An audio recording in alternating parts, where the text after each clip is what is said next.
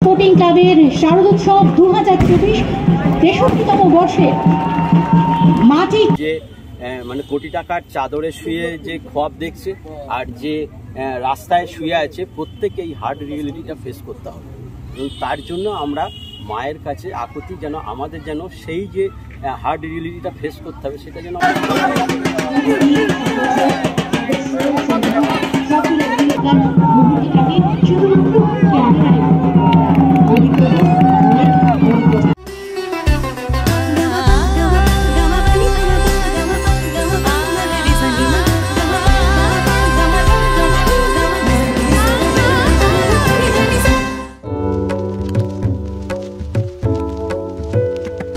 সকলকে স্বাগত জানাই আরও একটি নতুন ভিডিওতে। ফেস্টিভ বাগানের আরও একটি নতুন ব্লগে সকলকে স্বাগত।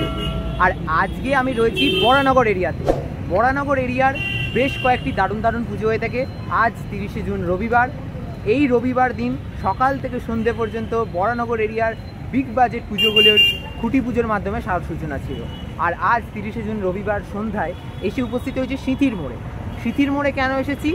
কারণ তার টাইটেল থাম্বনেল দেখে নিশ্চয়ই আন্দাজ করতে পেরেছো কিছুটা। বন্ধুদল স্পোর্টিং ক্লাব, বন্ধুদল স্পোর্টিং ক্লাবের আজ তাদের খুঁটি পুজোর মাধ্যমে স্বাদ উৎসব 2024-এর এবছরের যাত্রা সূচনা করতে চলেছে। আর এই মুহূর্তে তাদের পুজো প্রাঙ্গণের একদম সামনে এসে উপস্থিত হয়েছি। আমি একটু দেখাতে চাইবো, এই হচ্ছে তাদের এবছরের যে অনুষ্ঠান যে প্রাঙ্গণ, সেই অনুষ্ঠান প্রাঙ্গণ কিন্তু সাজানো হয়েছে। এই মাঠটিতেই কিন্তু পুজো হয়ে থাকে তাদের। আর এইখানে হচ্ছে এই মাঠের ওপরই তাদের এবছরের যে খুঁটি পুজোর অনুষ্ঠান, সেই খুঁটি পুজোর অনুষ্ঠান কিন্তু চলছে। আর ইতিমধ্যেই যে অনুষ্ঠান, সেই অনুষ্ঠানও কিন্তু চালু হয়ে গেছে। আমি সামনে যাব, সামনে গিয়ে ধীরে ধীরে তোমাদের সাথে সমস্ত ভিডিও ধীরে ধীরে আস্তে আস্তে সমস্ত আপডেট দিতে থাকবো।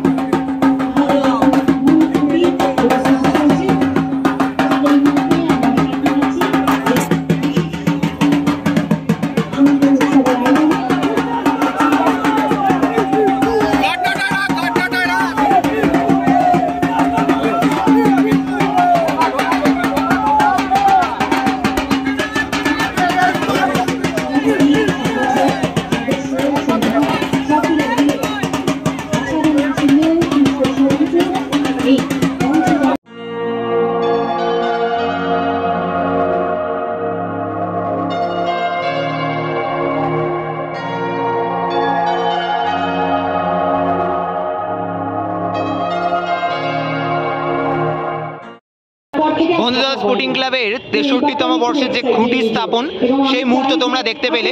63তম বর্ষের যে খুঁটি, সেই খুঁটি কিন্তু এখানে খুব সুন্দর করে সাজিয়ে রাখা রয়েছে। আর এত সুন্দর খুঁটিটি ইতিমধ্যেই পোটা সম্পন্ন হয়ে গেছে এবং তাদের যে অনুষ্ঠান, সেই সমস্ত অনুষ্ঠান কিন্তু এখন চলছে।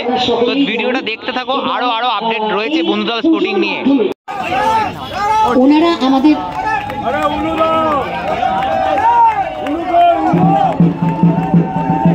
নবনির্বাচিত বিধায়ক শ্রীমতী সায়ন্তিকা ব্যানার্জির কর্মস্পর্শে তার উজ্জ্বল উপস্থিতিকে সামনে রেখে বন্ধুদল স্পোর্টিং ক্লাবের শারদোৎসব 2024 63তম বর্ষে মাটির টানে আমাদের আজকের এই ব্যানার শুভ উদ্বোধন হল। উপস্থিত রয়েছেন মাননীয় বিধায়ক শ্রীমতী সায়ন্তিকা ব্যানার্জি। বন্ধুদল স্পোর্টিং ক্লাব তাদের এবছরের শারদোৎসব 2024-এর যে থিম, সেই থিম কিন্তু প্রকাশ করে দিয়েছে মাটির টানে। সৃজন ও রূপায়ণে পুলক ঘোষাল এবং প্রতিমার দায়িত্বে রয়েছেন আমাদের সবার প্রিয় পরিমল পাল। এবছর তাদের এই মাটির টানের যে আসল চমক, মানে কি উপস্থাপনা তারা করতে চলেছে এই বন্ধুদলের পুজো প্রাঙ্গণে, সেটা জানতে হলে কিন্তু আমাদের এখনো বেশ কিছুদিন অপেক্ষা করতে হবে।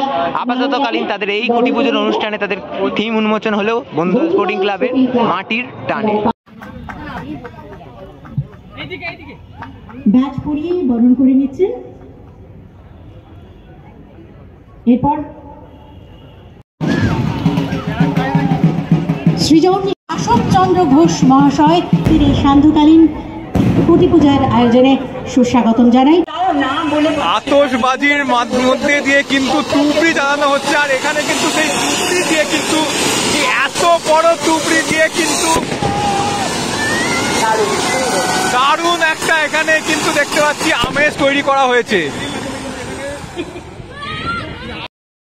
আর তোমরা দেখতে পাচ্ছ বন্ধুদল স্পোর্টিং ক্লাব তাদের এবছরের শারদযাত্রার সূচনা প্রাক লগ্নে যে ফানুস, এক বিরাট ফানুস যাতে লেখা রয়েছে বন্ধুদল স্পোর্টিং ক্লাব 2024, সেই ফানুস উড়িয়ে কিন্তু তাদের এবছরের শারদযাত্রার সূচনা করতে চলেছে।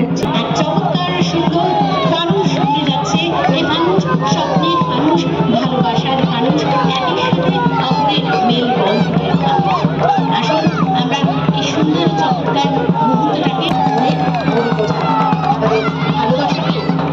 আর এই মুহূর্তে দেখতে পাচ্ছ বন্ধুদল স্পোর্টিং ক্লাবের যে ফানুস, সেই ফানুস কিন্তু আকাশপানে উড়ে গেল। কেমন লাগছে এই 63তম বর্ষে, কেমন লাগছে তোমাদের? এই যে সবচেয়ে বড় কথা যে এই আপনারা সবাই এসছেন, শুধু ফোনে বলেছি আপনারা এসছেন, এই যে বন্ধুদলকে ভালোবাসেন এই সমস্ত ব্লগাররা। নীল তো আমাকে দেখে সরে যাচ্ছে, কিন্তু নীল আমাকে প্রথম থেকে নীল আসতো, এবং আপনারাও এসছেন। আমরা প্রত্যেককে আন্তরিকভাবে শুভেচ্ছা জানাচ্ছি আমাদের 63তম বর্ষে বন্ধুদল স্পোর্টিং ক্লাব।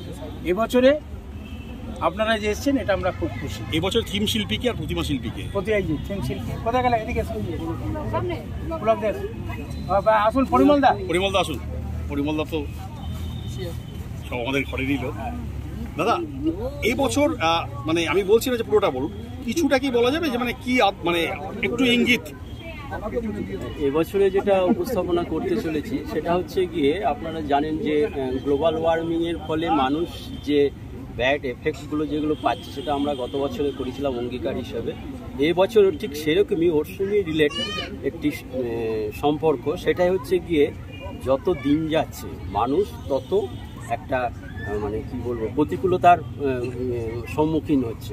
তার মধ্যে একটি ছোট একটা প্রতিকূলতা, যেটা সবাইকে, যে মানে কোটি টাকার চাদরে শুয়ে যে খোয়াব দেখছে আর যে রাস্তায় শুয়ে আছে, প্রত্যেককে এই হার্ড রিয়েলিটিটা ফেস করতে হবে।